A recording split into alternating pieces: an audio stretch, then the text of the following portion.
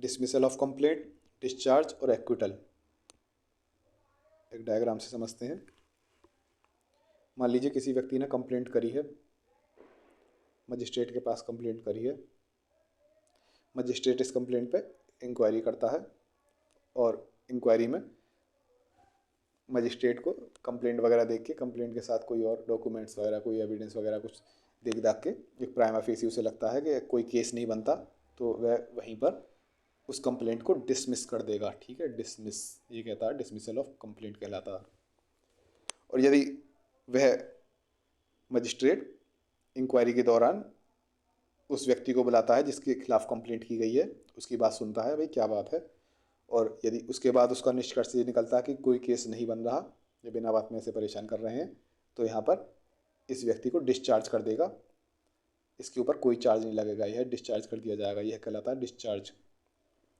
और यदि इंक्वायरी के बाद मजिस्ट्रेट को लगता है कि हाँ केस बन रहा है, ट्रायल शुरू किया जाए, ऑफेंस का ट्रायल होना चाहिए, तो फिर ट्रायल के बाद यदि वह व्यक्ति निर्दोष साबित होता है तो ऐसी कंडीशन में यह कहलाएगा एक्विटल। तो सबसे पहला क्या था, डिसमिसल, जब उस व्यक्ति को बिना बुलाए ही, क्या कहते हैं, उससे पहले ही कंप्लेंट को डिसमिस कर दिया गया, कोई सफिशिएंट ग्राउंड नहीं मिले।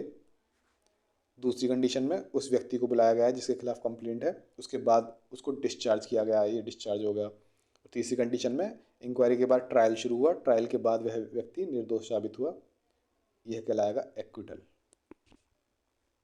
अब जल्दी ये थ्योरी देख लेते हैं। 3 ways by which accused can be absolve from his liability. पहला dismissal of complaint, complaint dismiss कर देना।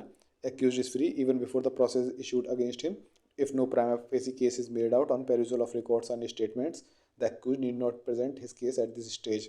prima facie रिकॉर्ड वगैरह, स्टेटमेंट वगैरह को देख के ऐसा कोई नहीं लग रहा कि कोई केस बन रहा है, और उस व्यक्ति को बुलाए ही उसके अगेंस्ट इशू प्रोसेस किए बगैर ही, उस समन वगैरह उसको दिए बिना ही पहले ही कंप्लेंट को ही डिसमिस कर दिया जा रहा है।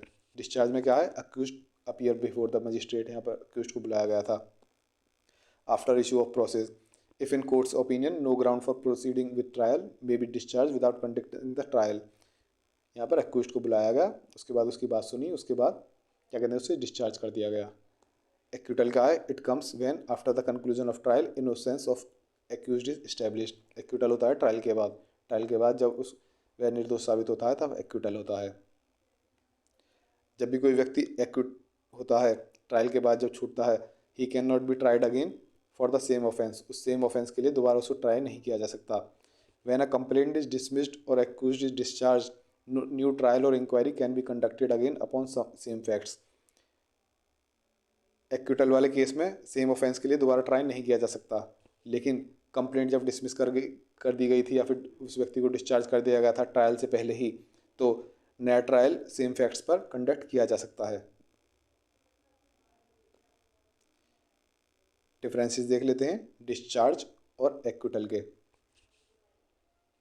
डिस्चार्ज हमने देख लिया, जब इंक्वायरी के दौरान उस व्यक्ति को बुला के उससे कुछ पूछा, उसके बाद लगा कोई केस नहीं बन रहा, कोई ट्रायल की हमें कोई ज़रूरत नहीं है, तो डिस्चार्ज कर दिया गया था। और जब पूरा ट्रायल होने के बाद उस व्यक्ति को छोड़ा गया था, वह एक्विटल था। तो discharge, order of discharge implies that there is no prima facie evidence against the accused of justify framing of charges.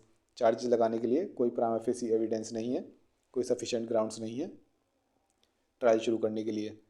Acquittal क्या था, order of acquittal is taken after the trial establishing the innocence of the accused. Acquittal का हुआ था पूरा trial होने के बाद, and में जाके निकला था आदमी। Discharge, it not bar an on institution of no fresh proceedings when new और better evidence becomes available against the accused.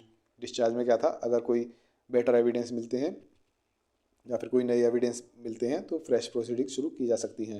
Acquittal में क्या है, it bar second trial on the same facts and for the same offence और on the same facts and any other offence. Same facts पर ही, या तो same offence के लिए या फिर किसी और ऑफेंस के लिए दोबारा ट्रायल नहीं हो सकता। डिस्चार्ज, वह व्यक्ति दोबारा अरेस्ट किया जा सकता है और उसे दोबारा इंक्वायरी के लिए कमिट किया जा सकता है। एक्विट को दोबारा अरेस्ट नहीं किया जा सकता सेम केस के लिए जिसमें कि वह एक्विट किया गया है। अब देखते हैं कंप्लेंट वगैरह, ये नेक्स्ट वीडियो में देख लेंगे।